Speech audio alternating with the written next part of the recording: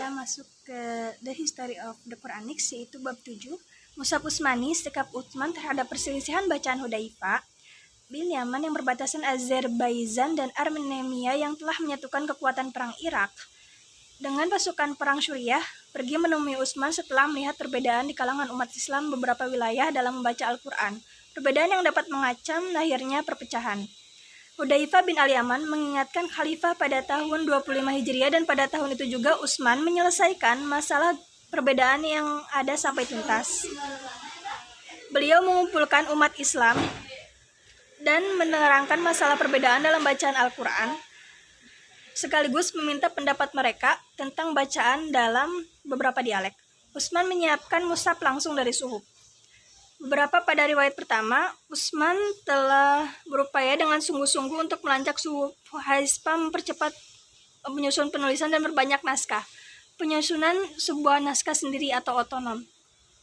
Naskah mushaf independen itu muncul secara bertahap dengan ke-12 orang itu mengesampingkan semua ayat yang tidak pasti dalam ejaan konversional agar supaya Utsman dapat memelihara secara pribadi. Abu Ubaid mencatat beberapa masalah yang ada. Utsman mengambil suhuf dari Aisyah sebagai perbandingan. Utsman hendak membuat salinan naskah resmi. Dia meminta Aisyah agar mengirimkan kepadanya kertas kulit suhuf yang dibacakan oleh Nabi Muhammad yang disimpan di rumahnya. Kemudian dia menyuruh Zaid bin Tsabit membetulkan sebagaimana mestinya. Pada waktu itu beliau karena sibuk dan ingin mencurahkan waktunya untuk mengurus masyarakat dan membuat ketentuan hukum sesama mereka.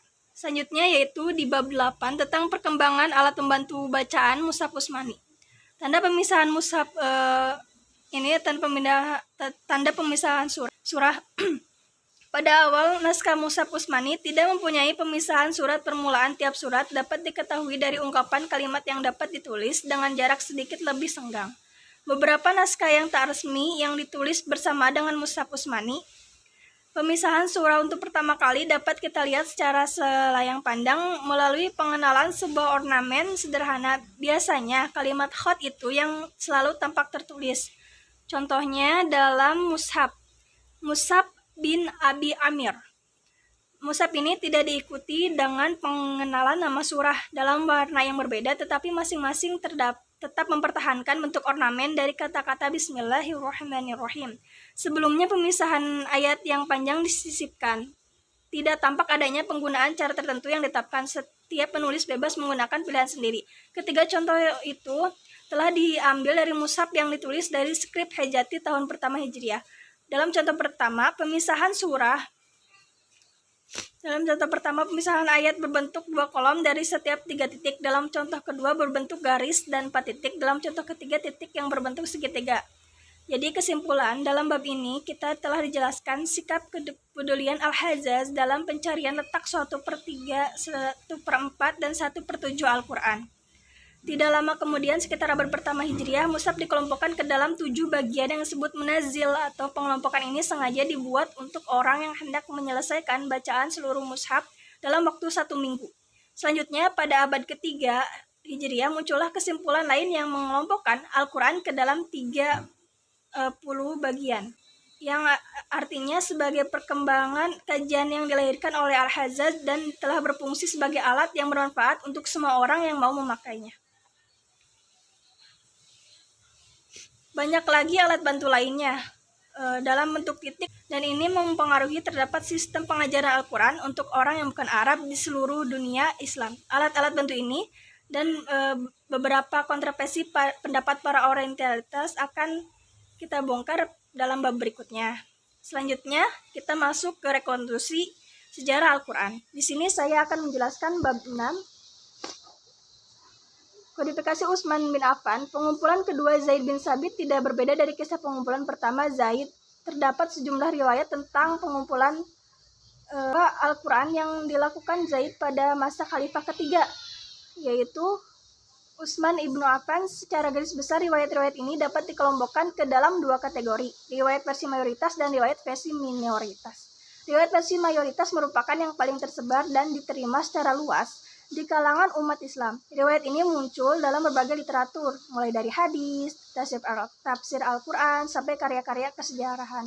Kecakapan Zaid untuk memimpin tugas yang diperintahkan Utsman memang selaras dengan kesibukan terdahulunya.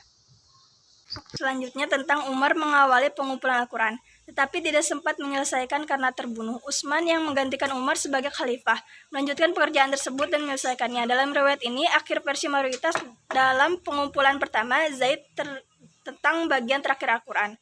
Selanjutnya yaitu penyebaran Mushaf Utsmani. Di sini, menurut pandangan yang diterima secara luas, satu mushaf Al-Quran disimpan di Madinah dan 3 salinannya dikirim ke Kufah, Basra, dan Damaskus. Jadi riwayat pertama yang menyebutkan eksistensinya 4 salinan mushaf, 3 diantaranya dikirim ke Kufah, Basra, dan Damaskus, merupakan yang paling sesuai dengan latar belakang kode fasik tersebut. Selanjutnya tentang mushaf Madinah yang berada di Damaskus dan juga mushaf Basrah.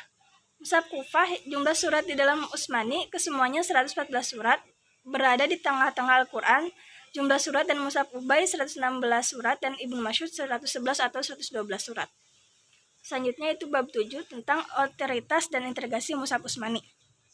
Hadis dan integritas Mushaf Utsmani. Mushaf Utsmani secara doktrinnya dipandang setelah mencakup keseluruhan wahyu ilahi yang diterima Muhammad semestinya dimasukkan ke dalam komunikasi tersebut. Selanjutnya tentang otoritas dan integritas Mushaf Utsmani dalam pandangan Barat. Sarjana Barat pertama yang secara ilmiah mengemukakan dugaan kepalsuan bagian tertentu Al-Quran adalah orientalitas asal Prancis, yaitu Sylvestre de Chassey. Ia meragukan keaslian yang berbicara tentang kemungkinan wafatnya Nabi. Dalam riwayat terkenal dikatakan bahwa ayat inilah yang dikutip Abu Bakar ketika Umar menolak berita mengenai wafatnya Nabi yang baru saja terjadi.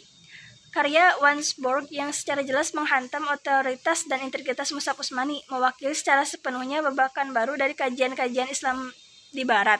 Dukungan dan penerimaan metode secara tesis-tesisnya jelas akan mengarah orientalitas kepada titik balik.